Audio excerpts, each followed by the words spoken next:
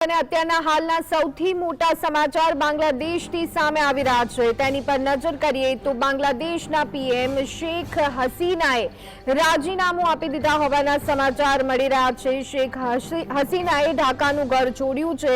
જે વિરોધીઓ હતા કે જે સતત વિરોધ કરી રહ્યા હતા તે પીએમ હાઉસ સુધી પહોંચી ગયા હતા। સેના બાંગ્લાદેશની કમાન સંભાળી શકે છે। આખા બાંગ્લાદેશમાં કર્ફ્યુ જેવી સ્થિતિનું નિર્માણ થયું છે। પીએમ હસીના ભારત આવે તેવી પણ સંભાવના વ્યક્ત કરવામાં આવી રહી છે। તો બાંગ્લાદેશના પીએમ શેખ હસીનાએ રાજીનામું આપ્યું છે। શેખ હસીનાએ ઢાકા છોડ્યું હોવાનું પણ માલુમ પડી રહ્યું છે।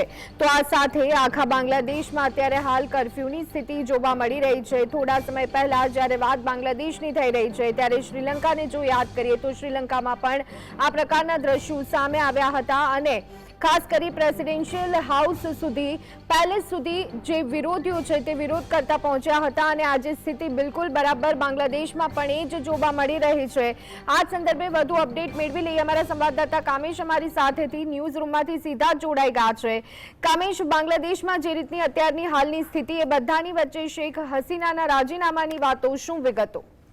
બિલકુલ ધ્વની, આપને જણાવી દઉં કે બાંગ્લાદેશમાં અત્યારે ભૂકંપ આવ્યો હોય ને તેટલા મોટા સમાચાર સામે આવ્યા છે ને એ રાજનીતિક ભૂકંપ છે। એનું કારણ એ છે કારણ કે સૌથી મહત્વની વાત એ સામે આવી રહી છે કે સત્તાવાર રીતના અત્યારે જે અહેવાલ સામે આવી રહ્યો છે તે પ્રમાણે બાંગ્લાદેશના પ્રધાનમંત્રી પદેથી શેખ હસીનાએ રાજીનામું આપી દીધું છે। ખૂબ મહત્વપૂર્ણ અને મોટા સમાચાર કહી શકાશે।